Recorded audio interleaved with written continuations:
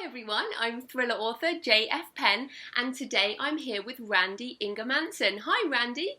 Hey Joanna. Thanks for coming on the show. So just a little introduction, Randy is a physicist and geek suspense novelist. His books include the Oxygen series, the City of God series and Double Vision, as well as books for writers. So Randy, tell us a bit more about you and your writing background, and what is a geek suspense novelist anyway?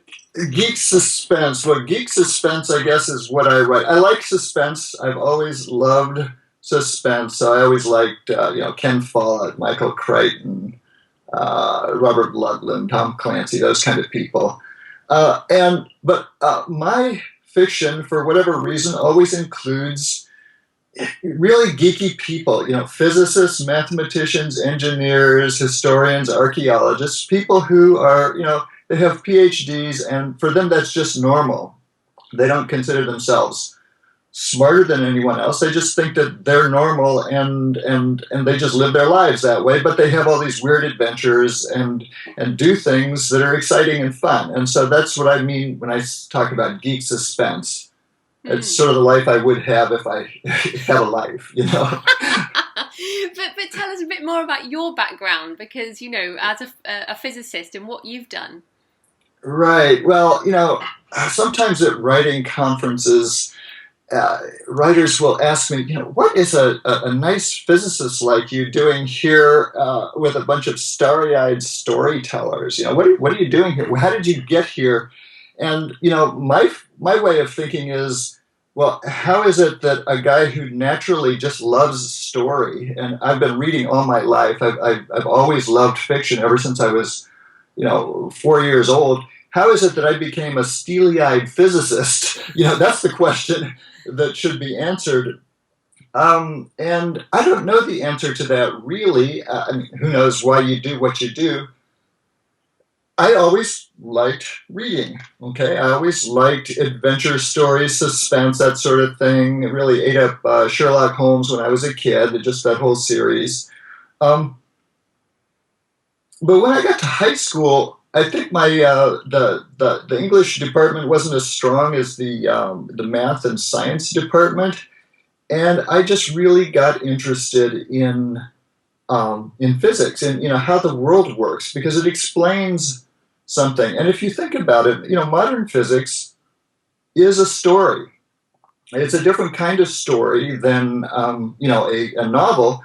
But it's a story about how the universe got here. It's a very intelligible story. The universe is 13.8 billion years old. It started in this, gigantic flash. And somehow, by hook or by crook, we went from light to atoms, hydrogen and helium, to carbon, and then to life, and then to us. And that's a pretty amazing story. And physics, chemistry, biology, is all about how did that happen? In some sense, it's a very strange story. It's not a very plausible story, but it's a true story. Okay, and so I really enjoyed learning about that. But at a certain point in my life, I realized, what? This is all very interesting, but there aren't any characters in this story we're telling. We have vector spaces and, quantum states and all that sort of thing, and lots of differential equations. But where are all the people, And I started reading, Tom Clancy and, Robert Ludlum, Ken Follett, and I realized, man, I really want to write a novel someday.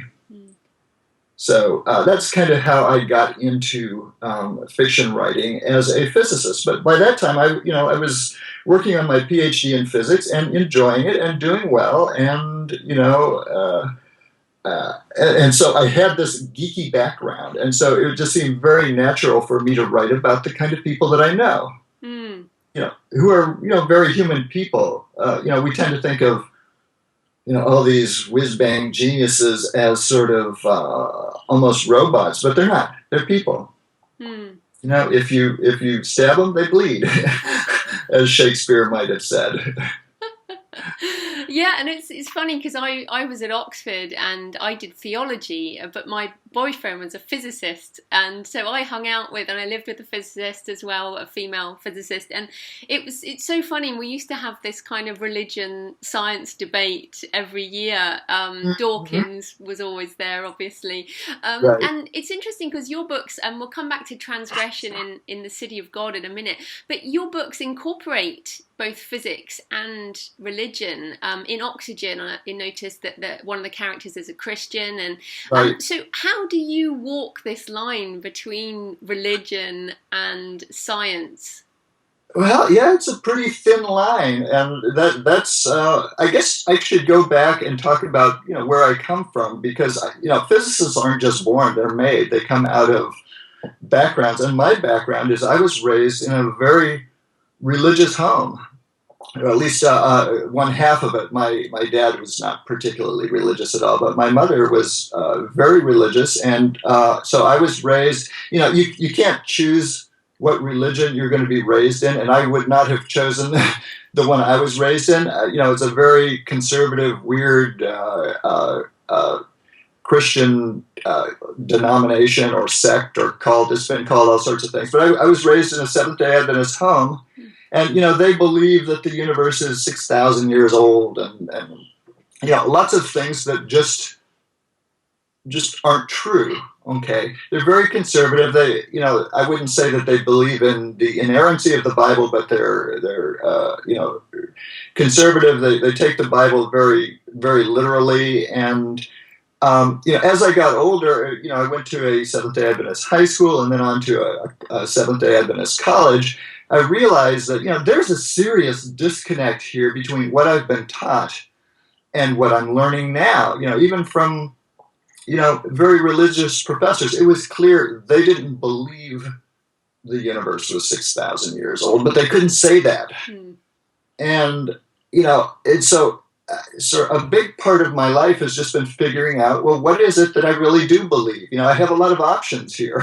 I can believe in sort of on the far right, I can believe all this stuff I was taught as a kid, or on the far left, I can believe all this, I can go fully atheist and just say, okay, God doesn't exist. It's all equations and it's all matter and energy. Or I can try to find some balance in the middle, and none of those are obviously the right decision, but also none of those are obviously the wrong decision. I know people who have stayed, very, very religious and believe in the whole young earth thing.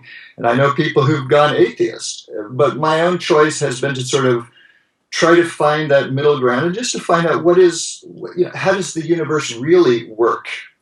And physics is very good at understanding how the universe works, but it's not at all designed to understand why the universe works. So, one analogy that I make here is that, imagine you're in a helicopter watching this Ferrari driving down the road. It's going from Los Angeles to New York, and it goes, through Death Valley to Las Vegas, and it takes the freeways, and when it gets to Utah, it's a long straight way and stuff, and it goes over the mountains, and you can say, okay, I have a complete natural mechanical understanding of that car. I understand, how the gasoline and the oxygen combine in the engine. I understand the pistons. I understand everything. I understand exactly how that car works, but I don't really have a clear understanding of why it's following this winding path from LA to New York, and it's natural to think that there's a driver who interacts with the car and and yet who is not the car, And so there's a completely natural explanation of the car, but there's also some sort of intent behind it. And, there are, some people like to talk about intelligent design. I'm uncomfortable with where the intelligent design people have gone, but there's a great British physicist / mathematician, Freeman Dyson, who likes to say, it almost looks like the universe knew we were coming. Meaning we started with hydrogen and we wound up with people. And how did that happen?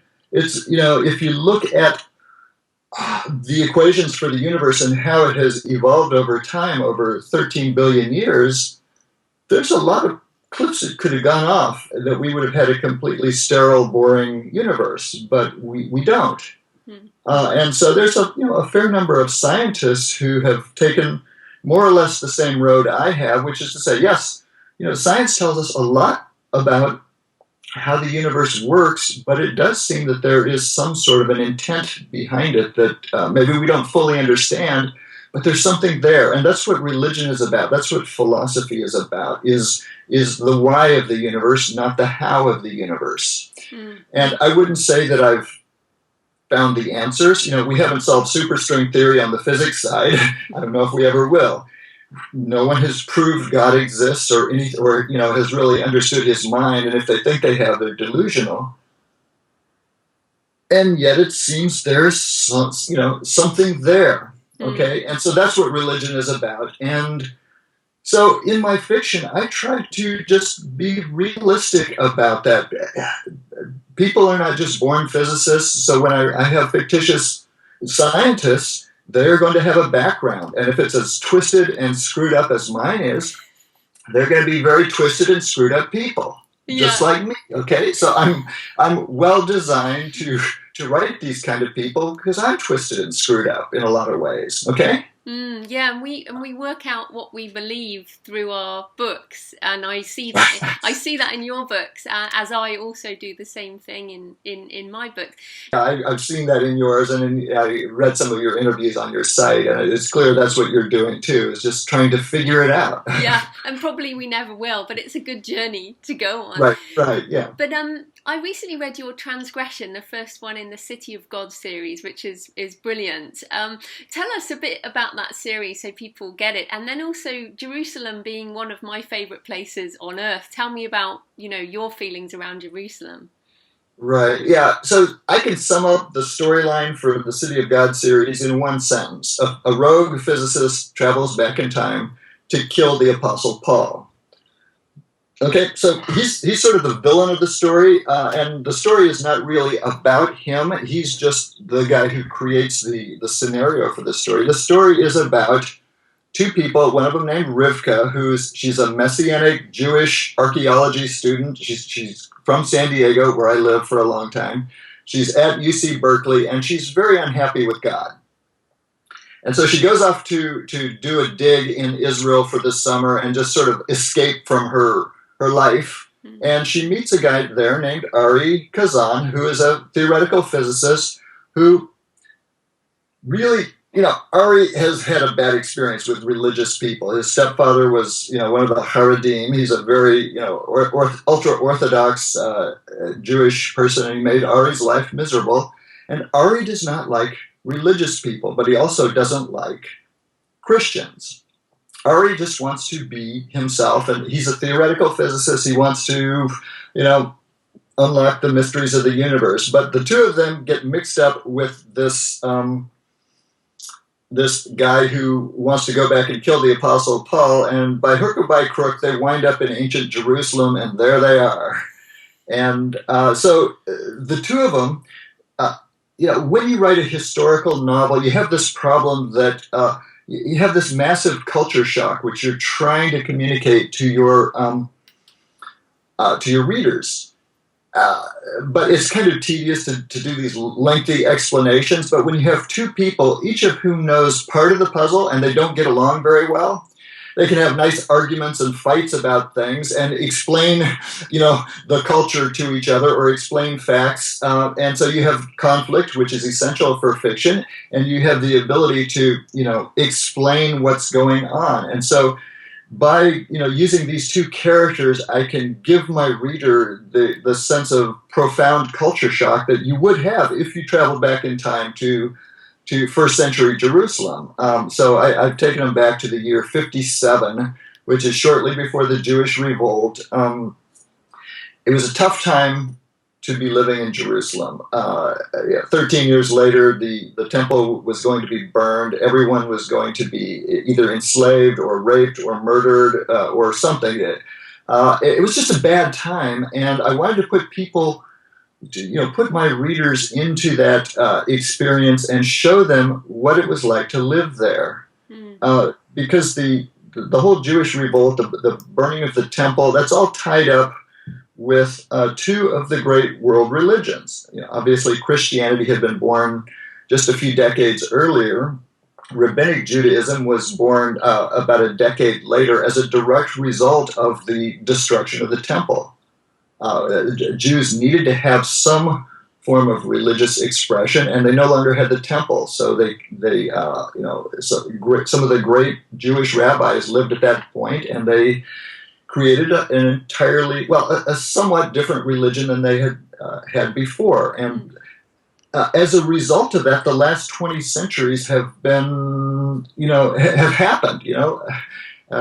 Christianity, obviously, and Rabbinic Judaism have been huge factors in the development of the Western world. And in modern science, in fact. We probably wouldn't have modern science without the benefit of, many great Jewish scientists and, Christian scientists.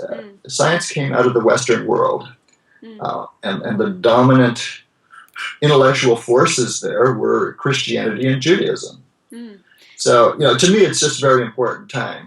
Yeah, and so your research for the book, have you been to Jerusalem? Is it somewhere that's important to you? I went to Jerusalem in 1991, and it's a very interesting city, great place to be, but I skipped some of the touristy things, so I never did actually make it to the crucifixion site, so the Church of the Holy Sepulchre. But I spent an entire day at the the model that used to be at the Holy Land Hotel there, which is a nice replica of Jerusalem in the year 66 A.D. I just spent the whole day taking pictures of it. I had read a lot of books on archaeology, so I was very well prepared. But I just sort of took as many pictures as I could and imagined my stories developing in those streets. And I still have, scrapbooks full of pictures of what I took there. And when I need to relive a scene, I will, look at that and see, what was it like? Yeah, and I guess Jerusalem comes up in most of my books, and so it's really it's great to read it in yours. And one of my influences is James Michener's The Source. I wondered if you'd read that book. Oh yeah, that was one of the very first books I read back in the early 1980s when I was just starting to think about writing fiction. And my initial idea was, I want to be the Tom Clancy of ancient Jerusalem. Wouldn't that be cool? That's a good line, yeah. Just think of how many people would want to read that. There's probably dozens, of people. I'm one. Yeah, I wasn't thinking very carefully then about target audiences or things like that. And if I had, probably some smart person would have explained to me that there is absolutely no audience for the kind of fiction that you want to write, Randy. So just give it up. Go write about submarines or something. No, but I was dumb, and I just pursued what I wanted to do because I wanted to do it. Yeah, and I don't think we can help what we write. I keep trying not to write something with supernatural or religious kind of themes, and it just keeps happening. Right. Does it keep happening to you as well? Yes. I tried to write a con man story, and it turned out that he's trying to rip off the wife of a Baptist minister.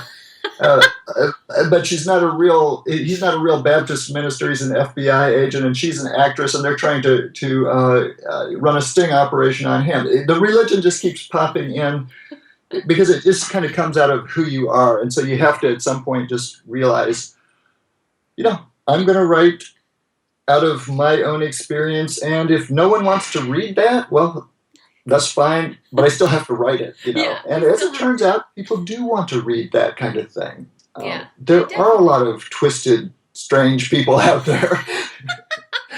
Well, it's the other thing that's interesting about your books. It does seem that they could be called, they have an element of romance. Let's say that. Right. That's deliberate? Yes, absolutely. I try to mix in, some history, some suspense, some archaeology, some philosophy, and some romance. Those are kind of the five basic elements that I try to put into my books. Yeah, I remember one of my female friends from high school. I never really had a girlfriend in high school, but she was, she was probably the closest thing to it. And she read one of my books, and she goes, "You've learned a lot since high school."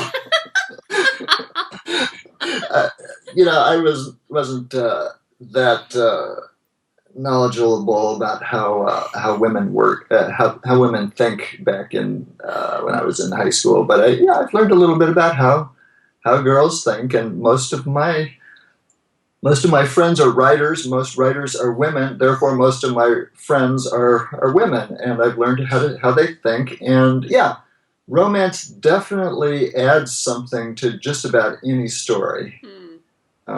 I think it's an important thing. I think you're more romantic than I am. I have my women killing off my men. That's generally what happens. Well, yeah, I don't like killing off women. I'm pretty resistant to that. There you go. Well, you have some really good, strong female characters as well. I think Rivka is probably a stronger character than Ari in that book, and maybe that's just me. She's a real powerhouse. She's only about like 5'2", but man, when she talks, yeah. In fact, I just read a review, like a 2-star review, a couple of days ago on that book. Griping about the fact that I had a woman who was, smarter and more intelligent than any guy. But I like smart women. I think they're interesting. They're fun. And, maybe if you're not very sharp, you would feel threatened by intelligent women. But, as far as I'm concerned, the smarter they are, the better. I like them that way. Yeah, exactly. It'd be a boring book otherwise. And then just last question. Your research so I'm reading the Oxygen series, so your research for these kind of space things, the sci-fi side, is that something you've been into as a physicist, or is this all research? Well, sometimes people accuse me of being a rocket scientist, but I'm not really. I kind of lucked into that. One of my fans emailed me one day and says, I really enjoyed your last book. Do you need a proofreader for your next book?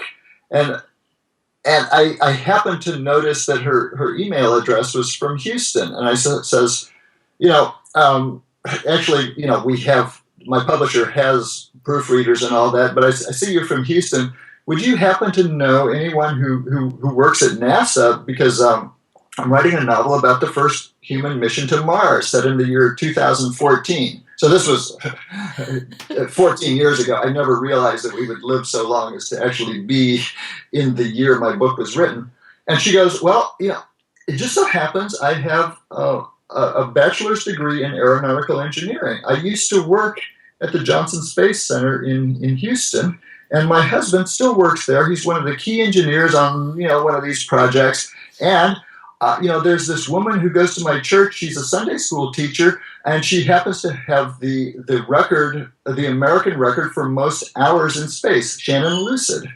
And if you guys wanted to come out to Houston for a weekend, I could give you a tour there. They're having a big open house, and I could introduce you to all these engineers. And then, we could hang out with Shannon Lucid for an afternoon, and you could learn how to think astronaut. And I'm going, okay, how did this happen? Yeah, this totally doesn't make any sense that someone out of the blue offers to read my book, and she's a perfect source for the next book that I'm writing. Mm-hmm. But my co-author John and I, we thought about it for exactly 10 nanoseconds, and we go, we're on board.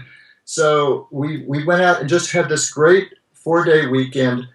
Touring NASA, looking at the museum, spending time with engineers. We got one of the key engineers at NASA to read the book, for scientific accuracy, and just let us know if there was any issues that he saw. And Shannon Lucid also read the book.